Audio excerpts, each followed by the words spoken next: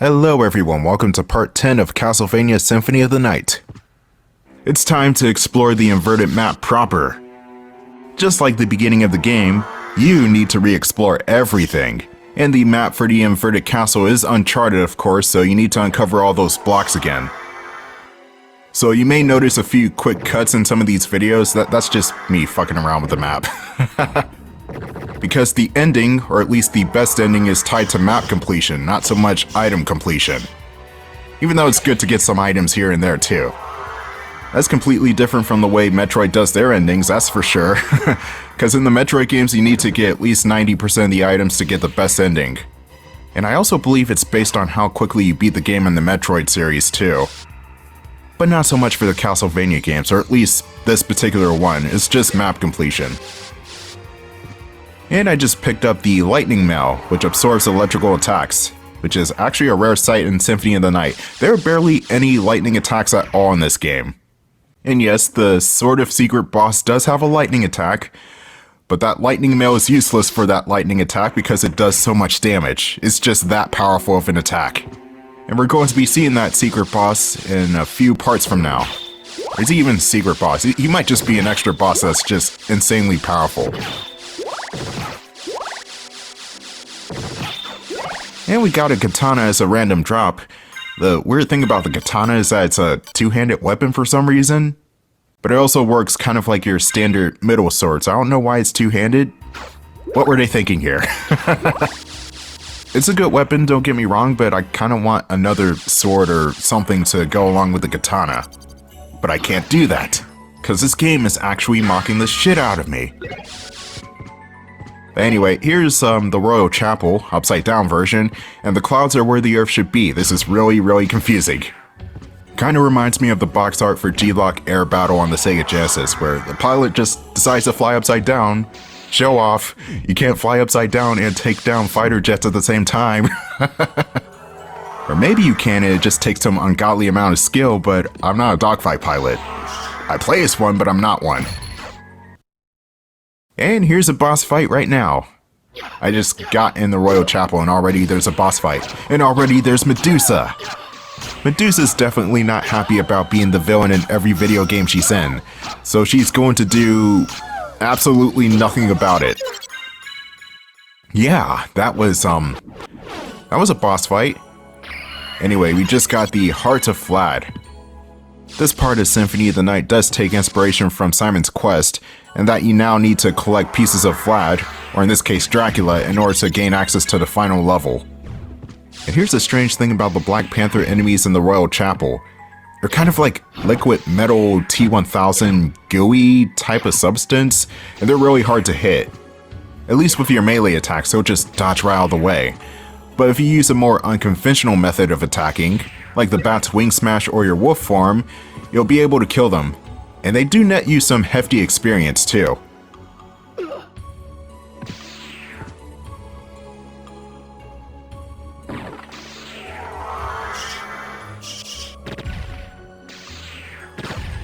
Okay, that's salt. Not going to get the salt because I already have the holy water. And holy water is just a better sub-weapon overall. Yeah, I see that weird black puddle on the ground that just scurried to the left? That was the Black Panther. They can do that now. And it's admittedly still kind of weird. The first time I saw it, I was like, wait, since when did they do that? But yeah, Black Panthers, they're hard to kill normally, but if you do kill them, you'll get a whole lot of experience. You might even level up a few times. That just goes to show you that the Royal Chapel, both inverted and normal, are just really great grinding spots. Alright, time to re-equip my Spike Breaker armor, because it's that way out of the way room from the normal castle.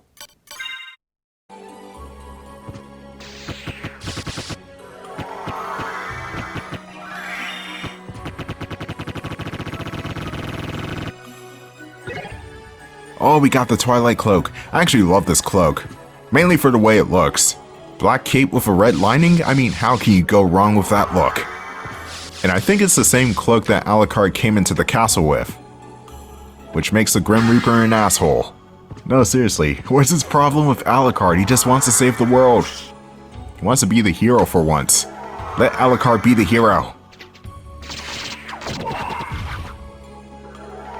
Snipers of Goth. I think they had another name in the original version, but I'm not quite sure. They also have a cool death scream. Hooah! That's pretty much every death scream in this game though, just cool for no reason. The snipers can be a bit strange to deal with. They don't do that much damage, but they do take up a lot of space on the screen. That makes them pretty hard to avoid.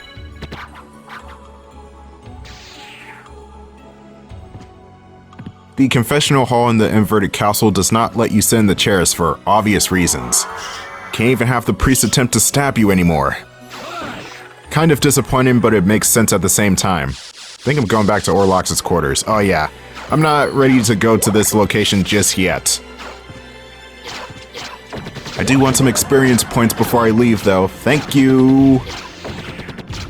The flying zombies. We're gonna see more of them when we return next part, but yeah, flying zombies are not very kind. It depends on which half you destroy. You destroy their upper half, then they're pretty much useless. You destroy their lower half first, then that's where the name starts to make a whole lot more sense. And here are the imp enemies. The imps are very, very, very annoying to deal with. And with them coupled with the snipers, it's just a complete match made in hell. It's a good thing I got the Bible with me, the good old book. The imps, you just want to keep them away from you, because they will hinder your controls. And the way they do that is making you hit the air over and over again. So that's one of the annoying ways they attack you. Another annoying way they attack you is just flying into you. And if you thought that's bad, the imps are quick enough to dodge out of the way of your attacks. And I mean completely just get out of the way of. Unless you have the Holy Book.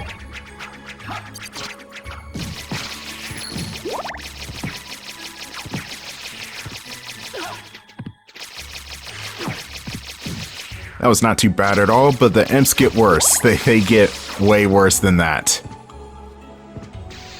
Here's where I need to be. Going this way will lead to the inverted Colosseum. And this place is dangerous. It's perhaps one of the most dangerous areas in the game. You got Minotaurs, which do a lot of damage. Werewolves, which do a lot of damage. You also got these, Vandal Swords, which do a lot of damage. Long story short, everything does a fuck ton of damage in a fair few hits. What I'm really looking for in the Colosseum is the next boss fight.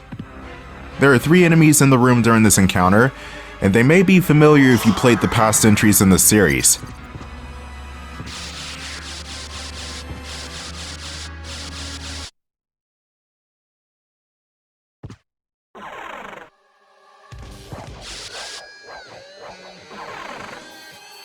Ah shit, it's Sypha, Trevor, and... oh, there's Grant. The whole gang is back together. And why the hell are they attacking me? I don't remember these guys being volatile towards each other in Castlevania 3. The whole crew is a boss fight. It's kind of annoying at first, but it is a really fun fight, seeing as you have to get around all 3 of the characters' different attack styles. Let's start with Sypha Belnades. She is airborne for most of the fight. Kinda wish I had that ability in Castlevania 3, but whatever. And she'll also blow out this Ice Breath or Ice Blast. A well-timed sword swipe to the face will knock her off balance. Grant is the second trickiest character to deal with, but he's also the weakest. His main method of attack is moonlighting as Spider-Man. See what I mean? Weakest character in the whole entire fight. But he'll throw knives down from the ceiling. And lastly, here's Trevor, also known as Ralph in Japan. Trevor is the toughest character to beat in terms of health, but he is predictable to say the least. With his stiffer movement style from the classic Vanias, he can dodge pretty much 70% of his attacks.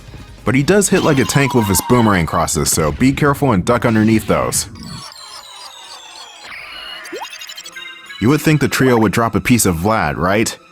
No, no, no. They just drop a health up. Which is useful, don't get me wrong, but I want a piece of Vlad.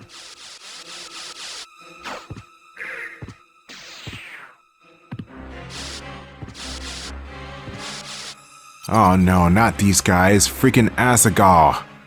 Not Asmongold, Asagal. These guys suck. Absolutely suck. They hit like a tank and they're hard to hit back. They're kind of like the hunting girl enemies. You have to strike them in their sword, but you also have to watch out for their silhouette.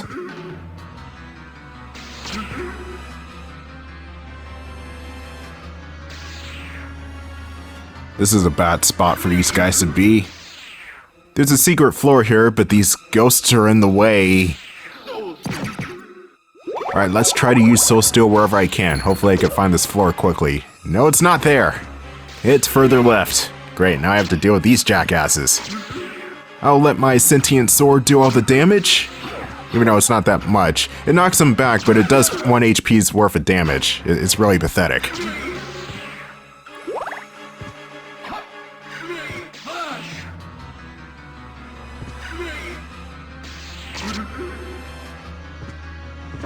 There's the floor, and another Asagal. Well, let me get off here.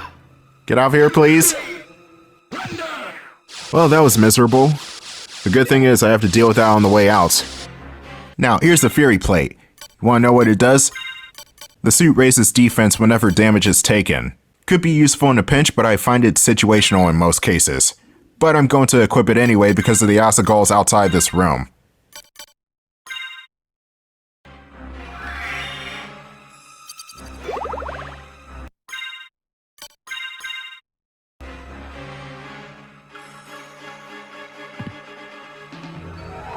Oh god, please don't die.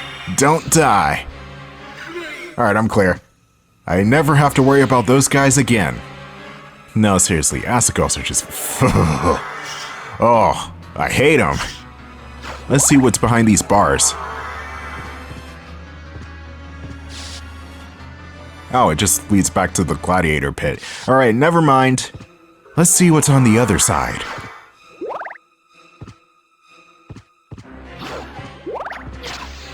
Another werewolf for our troubles. You know, the strange thing about this part of the soundtrack, or at least the inverted castle half, is everything sounds a bit public domain-y. You know what I mean? Like, it doesn't even sound like it's from Castlevania. It sounds more like it's from a 50s B-movie or a children's haunted castle or something. It still sounds good, but it is a bit jarring compared to the first half of the soundtrack, where everything had this distinctive Castlevania sound. Even though I don't want to say Castlevania sound, the first half sounded like Castlevania. Ow. Oh, let's see, where am I even at on the map? A stash, that's where. You have 2 heart max-ups and a life max-up.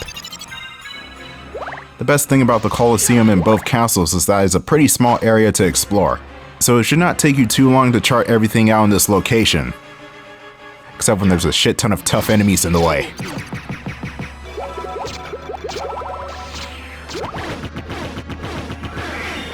I can cheat too, bitches! That's one way of getting past the enemies. The cattle skulls that float up and down are completely invincible. You cannot kill these things at all. Later on there will be oversized human skulls that do the same thing essentially.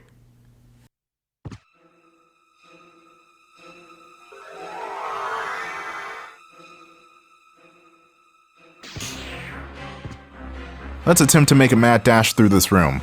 I don't think there's anything worth note in here, just the zircon. Yeah, zirconium. Everybody loves zirconium. At least I think everybody loves it, I don't know.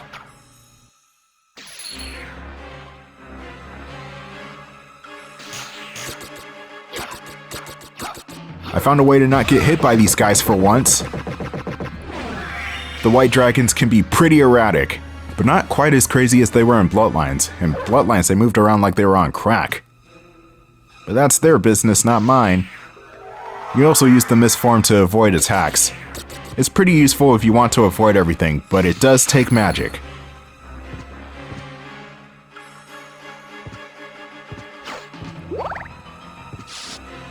Buffalo Star, not gonna use it. I never used the Buffalo Stars and the Shurikens in this game. They were never really my style. And I think they're consumables too, so if you use them once, that's it.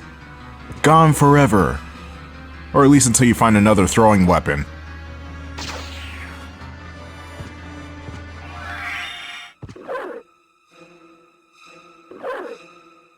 Oh, my light speed dash didn't work. Whenever enemies from Rondo of Blood start messing with your mojo, then it's a problem. Same sprites and everything from Rondo. Though I think the sprites do change in future Castlevania games. It depends on the Castlevania game, but some of the sprites are different. Oh great, I'm in between a rock and a werewolf. Can this area be any more annoying? Oh sure it can, we got the bone dragons here. Oh, new weapon! It's the Gram. The Gram is a one-handed sword named Gram. Obviously. It has good reach and an impressive damage output. You can also swing the weapon pretty fast too. You can absolutely devastate enemies in a couple of shots.